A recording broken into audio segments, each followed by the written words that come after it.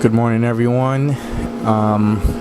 Today is April 5th, 2011, and I'm here going to discuss about the Federal Reserve Bank forms to fill out in inquiring to get your black card that's directly access to your DTC trust account. I've had an interesting journey in this. A lot of people saying that it's not real. I'll never get it, and I could end up going to jail or prison. Well, in my journey for searching to gain access to my trust or my share of the stock in the United States Corporation, in other words, I had stumbled upon a talk show recording by Chris Marrero. His talk show is called Out of the Matrix, and I think you can still find it on the talkshow.com. Just type that name in the search engine, Out of the Matrix, and you should find it there. It's very interesting because he only has like maybe 5 recordings, and only 2 or 3 you can listen to, and the others have been removed. There's been no further talk show recordings discussing this, and the only recording that Mr. Marrero has done is discussing the operating circulars and the AIS forms needed. And then I think a week later he did another recording on how to fill out those forms. Well, those forms are 2008, and I had done that, and after doing so, and I emailed it instead of mailing it to the Kansas City, Missouri post office box address. I emailed it directly to the Federal Reserve. Because I believe one of the forms, I think it's the AIS forms, that has an email address that you can email it to.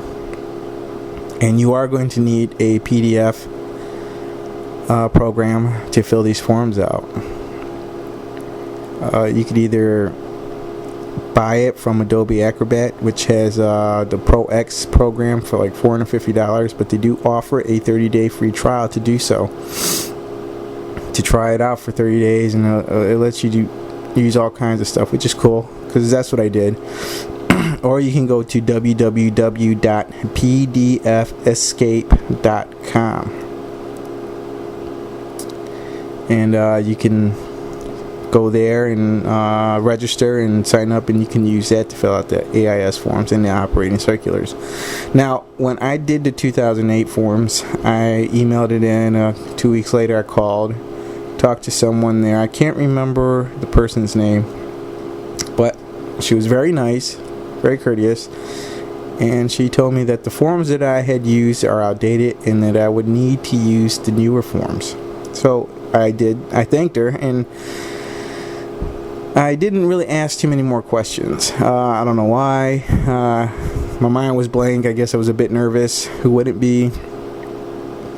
But, I thanked her, and I went back onto the website and downloaded the forms, because the forms are there at the Federal Reserve Bank or Federal Reserve Bank website, and you can download them for free. And so I did that. I did the newer versions, 2009 and 2010 operating circular, appendices 1 through 5. Filled them out. And I noticed that the 2009 AIS forms are slightly different than the 2008 ones that are discussed in the instruction audio that Chris Marrero gives. Such as, there's a few things missing. I know one of them is where in the 2008 you could put your email address there to receive any transactions that are done from your trust account. Is no longer there. You'd have to go back to the Federal Reserve Bank website and download those forms. I think it's a FedLine or FedWire form, and I did that. Did I do it right? I don't know, because I don't know anyone else who has done that form. So I pretty much trailed on my own in that direction. But the rest I filled out as per the audio instructions, and again, after doing so, I emailed the operating circulars and the AIS forms to the email address provided that the form is provided to send them to. But the FedWire form is, you can email it to a different email address that's provided on that particular form. So I haven't called them on my second one, and I did this back in early February. I think it was February 7th. Excuse me. And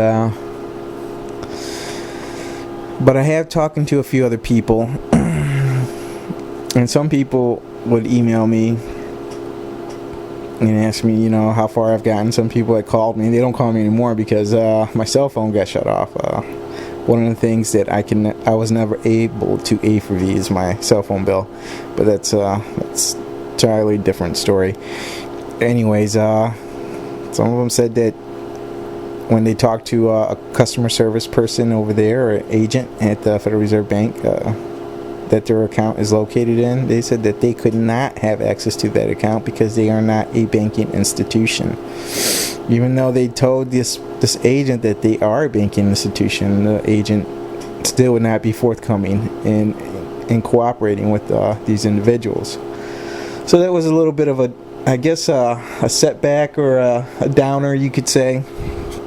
But I have spoken to another person, very nice fellow, not personally, just corresponded with him through email, and he had gotten a lot further than I have, and a few other people that I have corresponded with. And he said that, yes, there is a trust account.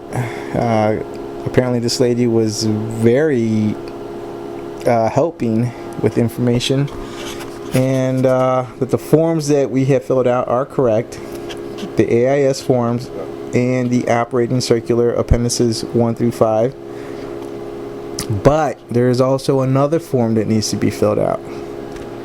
It says these are the only 3 things you're going to need to do. And that third form is the board resolutions, or I think it's the board authorization resolution forms. And you need to fill that out, take it to a notary, have them witness it as you sign it so they can notarize it, and then you mail it off to the Federal Reserve Bank office in San Francisco. I think it's the branch in San Francisco. I'm not sure. But that's basically it. He told me this a few days ago, and I emailed him back thanking him, very much for this information. And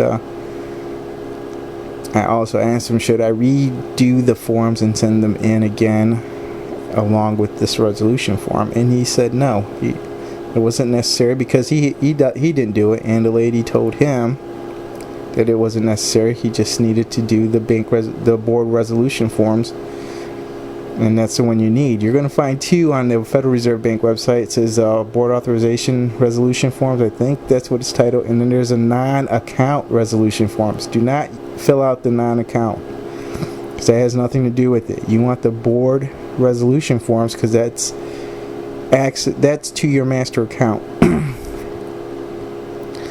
So as soon as I get some money scraped together, which won't be anytime soon because I am flat broke,